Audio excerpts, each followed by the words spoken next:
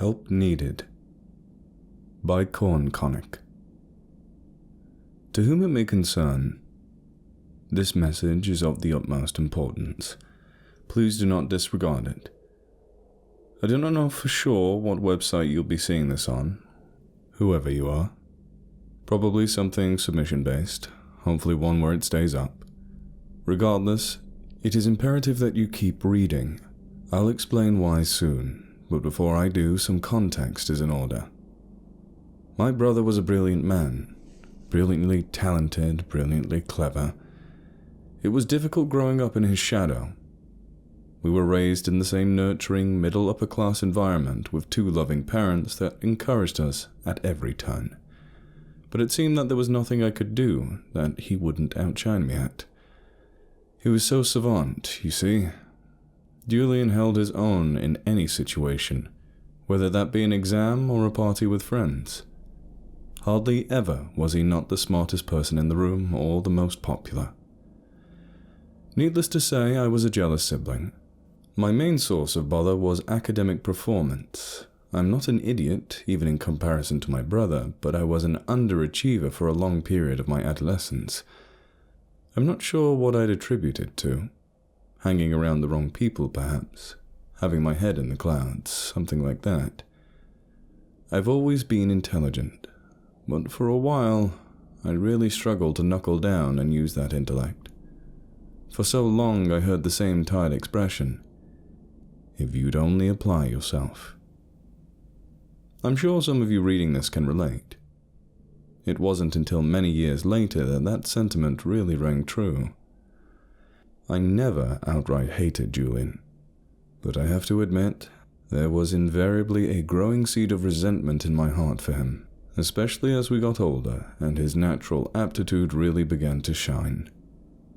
We both had an interest in computer science from a young age, most likely inherited from our father, who worked for Microsoft before they went out of business.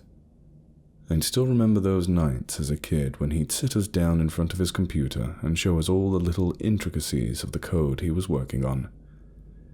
Any other children our age would have been bored out of their skulls, but there we sat, attentive as ever, our developing minds fascinated by the job's seemingly endless possibilities. Julian's other main curiosity, which I did not share, was an affinity towards online horror fiction. He grew out of that kind of stuff in his late teens. He knew I had a chip on my shoulder. Mostly he was apathetic towards it.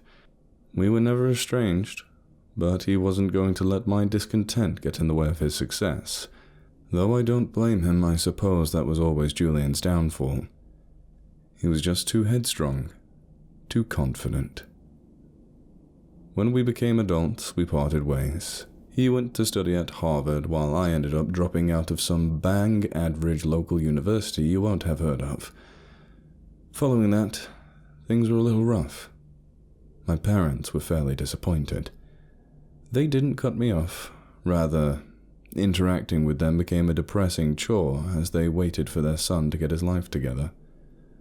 At family gatherings, I gritted my teeth at the stories Julian told, developing virtual reality hardware, cutting-edge stuff, pushing the boundaries of the way we interact with technology, all while I was couch-surfing, barely making ends meet as the IT guy at a shitty school in a town I hated. It only made the prospect of snapping out of whatever haze I was in feel more difficult. It all changed one day, soon after I got my first apartment. Julian showed up out of the blue on a dewy morning with an armful of equipment and a huge beaming smile on his face. I let him in, we talked, and he promised that what he was going to show me would completely blow my mind. I watched as he paced about my living room, setting up all his gadgetry. As soon as everything was ready, he switched on the computer and handed me a thin plastic headset with exposed wires. 2 nodes hung from either side of the thing, which fitted snugly over my temples. While I sat back on the sofa and stared at the monitor before me, he gave me one simple instruction. Type something into Google. But I don't have a keyboard. You don't need one. According to Julian's wishes, I simply thought about the action, and it happened. The word something came up in the search box, and my jaw dropped open in shock. At first, I thought the obvious that my brother was purposely fooling me with some kind of prank or gimmick, but repeated tests all came back with the same result. And it wasn't just searching I could do telepathically, but anything. Literally anything I could think of, limited to the capabilities of the computer, of course. I had total control. There was even a sort of projection on my mind's eye as it was happening, like the process was actually occurring inside my brain. It wasn't perfect, but it was nothing short of amazing. "You're one of the first people to try it," he told me once I tested everything out. "We're calling it Neuroworks, or something to that effect." I don't think that feeling of astonishment ever truly left me. It was then that I realized my petty indignation, the dissatisfaction I felt for so many years after being outclassed, meant nothing in the face of my brother's achievements, and I would be doing the world a disservice by failing to assist him. Julian departed that night after some drinks and a few laughs, and on the next day, I enrolled once again for a degree in computer science. 4 years later, I passed with flying colors, and Julian hired me to work with him at his company. There may have been a bit of nepotism involved, but that's neither here nor there. The next few years were dizzying. During the time in which I was getting re-educated, Julian had been working with a team of elite neuroscientists, specialists that filled in the gaps in his knowledge, did all the things he couldn't. Immediately, I felt I was way in over my head, but as my learning advanced, I gradually got up to speed, and my mood improved quite rapidly. That feeling of pride, like I was finally doing something productive with my life, was nothing short of fantastic, especially in the face of so many wasted years. I was never quite on Julian's level, of course, but with enough time, I grew to be a valued contributor to the Neuroworks project. Off the back of a long period of arduous work, the device fully came to fruition, culminating in an international commercial release. It was a global success, and we made a fortune. Once we'd fully optimized it, it ended up being surprisingly cheap to produce and implement. The result was its adoption in billions of households and businesses. As expected, it completely changed the way we live and work in the virtual world. Worldwide efficiency and productivity increased tenfold. Even now, I'm typing this message with those same 2 nodes attached at either side of my head, hands-free. As cliché as it sounds, at that point, it truly felt like we were living in the future. Honestly, I would have been happy to stop there. I could have moved somewhere green and sunny, spent the rest of my days doing TED Talks and sipping cocktails on the balcony of a villa, not giving a single damn. But not Julian. Like always, Julian had his eyes set on further horizons, on the subsequent stretch of progress. No sooner than a few months after the Neuroworks was released did he come up with his next magnificent idea: consciousness splicing. That was how he described it on the day that he first sat me down to try and explain it. We were outside a cafe, some pretentious, gentrified establishment in the heart of London with a coffee each. "The next stage of human learning, or maybe existence as a whole.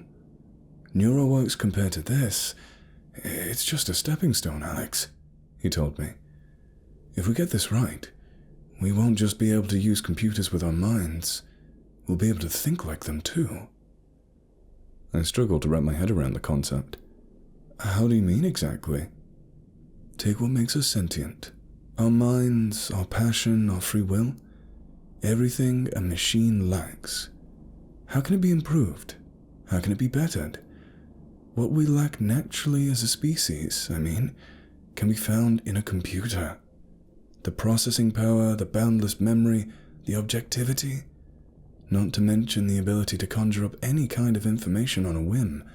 The entire collective library of human knowledge, dating back thousands of years. But there are limitations. Computers can't truly think for themselves.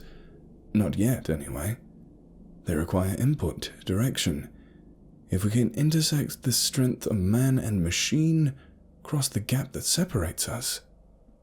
He was stirring his drink all the while. Julian had a thing about that. He could never look at you directly when he was thinking, like the image of your baffled face would put him off somehow. Okay, but you're talking purely in theoretical terms, right? We're centuries off reaching that point. I mean, creating a neural link between a person and Mac OS is one thing. I think it's possible. A beat passed before he sighed, grabbed a napkin, and produced a pen from his pocket. I waited as he sketched out a crude yet complicated diagram. I can't recall it exactly. It was something to do with the relationship between time, space, and information. Far more philosophical than scientific, I remember thinking. The internet is a powerful beast. Our means of controlling it, of accessing it, even with Neuroworks, are subpar. We just need another breakthrough. And that could open the door for who knows what else, traversing through decades online, going back and forth whenever we want. Easier said than done, but it could be possible. It could. I disagree. Not in our lifetimes, anyway. And even if it is, it sounds dangerous. Very dangerous. The number of things that could go wrong, the variables, it doesn't bear thinking about. We don't want to get too far ahead of ourselves. Let's just learn to walk before we run, eh? He was quiet after that. The conversation stuck with me for the next couple of years. We were working mostly on maintaining Neuroworks at the time, delivering a steady stream of updates and enhancements as society began to mold itself around its advent. There was some discussion as to when the next big leap forward would be, the next huge announcement of Julian's company, but he remained tight-lipped about anything regarding that. It was then that he started acting weird. I saw him less and less in what was supposed to be our spare time together. The cancelled reversions and missed family events added up, but whenever I asked about it, he just shrugged it off. "I'm a workaholic," he would say. "You know you mean the world to me, but so does this job." I tried to comfort myself with that, but deep down, I think I knew he was hiding something. Something he thought would worry me, that was outside my area of expertise. I was going to confront him about it eventually. I just ended up waiting too long. One night he rang me out of nowhere. I remember shooting straight up into a sitting position in a pitch-black room. I think I'd been having a nightmare.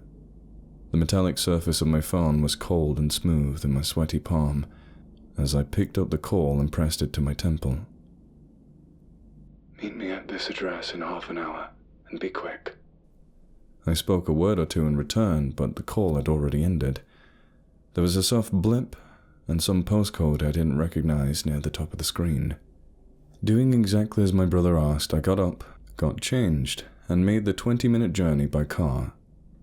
The place was a run-down warehouse in one of the rougher areas of town, where property prices were at their cheapest. I parked up and stepped outside, shivering as I cursed myself for not having the foresight to bring a thicker jacket. It wasn't immediately obvious which building I was looking for, until I saw a flash of light through a broken window in the distance.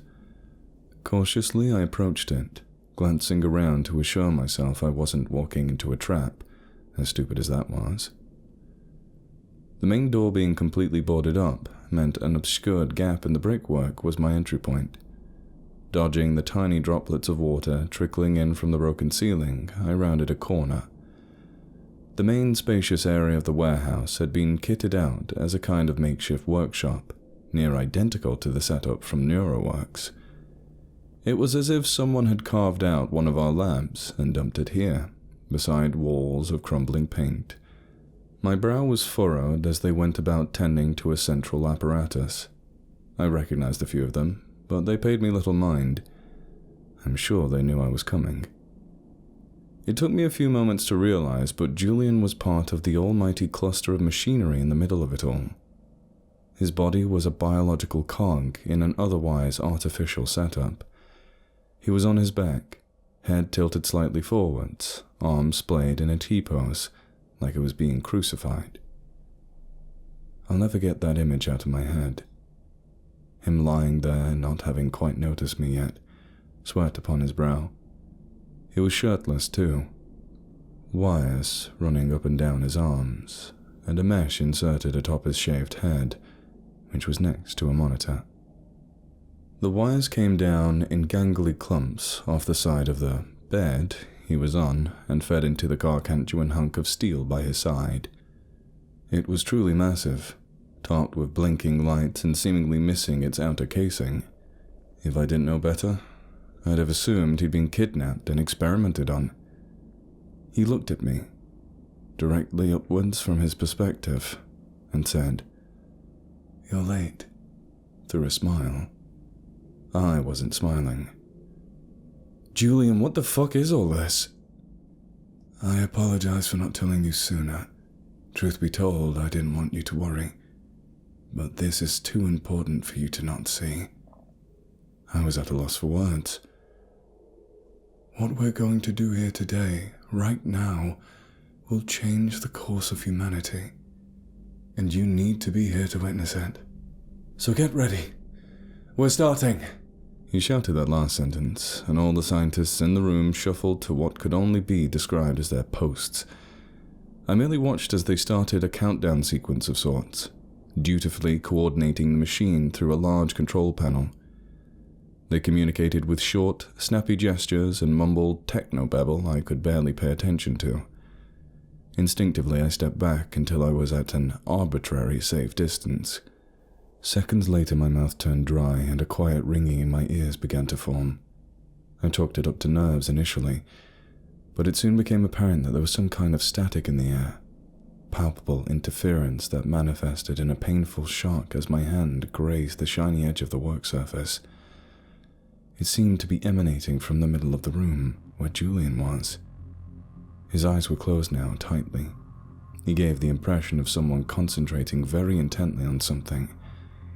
There was a hum, so low you almost felt it before you heard it, slowly increasing in pitch. I suddenly had a headache, and I'm almost certain my hair was standing up under the confines of my flat cap. Panic surfaced within me as I noticed the scientists argue. I shouted a word of protest, only to realize my ears had popped, and the faint ringing from earlier now sounded like a cacophonous bout of tinnitus. Something was clearly and utterly wrong.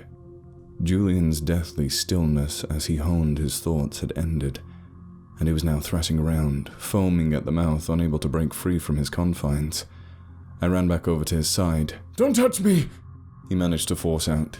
I could barely hear him, but the crazed look in his eyes, dilated like a cat's, convinced me to leave him alone. Instead, I focused my attention on the scientists. "What are you maniacs doing to him?" I yelled. "Fucking switch that thing off now!" One of them came and pushed me away. His mouth was moving, but I couldn't make out the words. The noise of the machine was too loud. There was a collective moment of fear as the tone became ear-splitting. No one could hear anyone anymore. Julian looked like he was being possessed. My attention was drawn to the monitor beside him. Before, it had been inert, but it was currently displaying a fast-moving, almost psychedelic kaleidoscope of uniform shapes and colors. If you've ever seen what a computer looks like when you remove its RAM whilst it's running, it's like that, but even more erratic and animated. I was practically hypnotized by it, and as I gazed further and further into its depths, an awful image began to emerge. It was Julian. I swear to God, I know it sounds crazy, but Julian's face materialized in the form of this nightmarish coalescence of text and code. His mouth was open, and his eyes were bulging out of his skull. I turned to my brother to see him doing the exact same expression on the table, unable to breathe. It made me sick to my stomach. Suddenly, the machine shut down, taking the monitor's display and oppressive interference with it. Julian's eyes glazed over, his face went pale as a sheet, and he slumped down onto his back, letting out a huge exhale. It was when he didn't take another breath that two white-collared men went to check his pulse. A single head shake between them confirmed what I feared. Gone. I think I was in shock the rest of the night, because I didn't speak a word to anyone until the morning. They sent me home in a taxi and promised to take care of what happened next. I burst into ferocious, bitter tears as soon as I put the keys into the door. I was so angry at being kept in the dark and lied to for so long, with this having been the culmination. Little did I know that was just the beginning. Julian's team called me into work the next day for a private meeting. To maintain the company's work and appearance, they were going to sweep the whole thing under the rug. Fucking figures, I thought. My first urge, naturally, was to fight this burial, to expose them and bring about some sort of justice, but I was talked down from it. You might call me cowardly for that, but put yourself in my shoes for a minute. I had no real evidence at hand, and it soon became apparent that the scientists were only operating under my brother's command. Everything had been planned out in advance, even the system that was being followed now, for what would happen if a fatal accident did occur. Telling the world the true events of that night would have been a losing battle. Already they'd began cleaning up their mess, demolishing the warehouse lab, scrubbing all the evidence from the archives, etc. It was a tough call, but I felt compelled to adhere to my brother's wishes and keep moving forward with Neuroworks. You can judge me for that all you want, but I don't care. I forgave them all over time. It wasn't even really their fault Julian had died that night. There'd been a freak malfunction with the equipment, leading to them being unable to turn it off. I won't go into depth, there's a lot about it that I still don't understand. Anyway, once the dust had settled, we put the incident behind us and gave up the whole cutting-edge angle for a while. We started pursuing safer technological ventures like media creation. But that was when something strange began happening. You see, Julian's cause of death seemed obvious initially. Most likely a heart attack or stress-related aneurysm, but the autopsy revealed something startling. There was little to no internal damage anywhere in his body. No burst blood vessels or spasmed arteries. Rather, all the electrical signals in his body had simply vanished simultaneously, deactivating his brain. It was as if he had literally been switched off. None of this ever got out, of course. Neuroworks, now one of the most valuable, powerful companies of all time, made sure of that. Julian's death was publicly credited as a stroke due to the undetected high cholesterol levels, but it's certainly interesting considering what came after. Over the next few weeks, we had a virus, a malicious software that was making its way through our computer system. There was a bit of a panic to begin with. An internal investigation revealed we had far too much unsecured data that anyone working for a market competitor would be happy to steal and sell to the highest bidder. But the more we found out about it, the more curious we became. The strange thing about it was only partly what it did. Corruption and deletion are pretty bog standard as far as viruses go, but its effects were largely patternless, like it was picking items at complete random. But it was also when it was doing it. After some research, we found that people had been complaining about this mystery malware they designated as Worstar, due to the word apparently repeating itself over and over again in damaged code and text boxes since the beginning of the internet. Despite this, its existence had never been formally documented anywhere, which is extremely bizarre. Whatever Worstar is, it's completely transcendent of time. We think we know what's going on though. We had our ideas to begin with, and there were plenty of skeptics amongst us, but a recent event has all but verified it. A couple of months ago I found a text file on my computer that wasn't there the day before, entitled Worstar Gift. It was an enormous mass of code that took 2 weeks to fully analyze. Delving into the nitty-gritty of the whole thing would take forever, but from what we've been able to glean from it, and I promise I'm being serious when I say this, it's a formula for communicating virtually with the past. Which brings us to today. Well, our today. We're sending this message from the year 2050 to what we've calculated to be the mid-2010s. Myself and Julian should only still be little children now. Don't worry, this isn't some Terminator-style mission to erase or alter a former timeline. We just need you to tell us something. The code wasn't the only thing in this text file. There was a message we can't read. It's been cobbled together on an old, outdated editor that isn't compatible with modern Neuroworks setup anymore. Believe me, we've tried everything, but not even old computers will display it. We think our failure to view it is the whole reason we're even able to talk to you now. In your time, it should be legible. You may need to do something with it, view it through a source editor, perhaps. But it won't be hard to decipher. You should be able to communicate with us too. Hopefully, we've tested this with random forums, dozens of messages we made that were supposedly sent in 2012, and had people respond to them the same year. We're well aware of the danger associated with this, but at the same time, it's the only chance we have.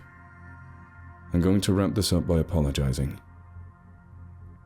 I'm sorry that I haven't been more specific throughout this message. There's a lot I've glossed over in the pursuit of keeping this relatively short. Maybe this is just a lost cause. The technology we're using is still extremely unrefined, so there's a chance this might not even get out there. But it's been 10 years since Julian died, and I'd give anything to be able to see my brother again. If this works, if we're able to somehow establish contact, then we may even be able to reverse the process, to find a human host. So please, for the love of God, please, what does it say? Where is Julian?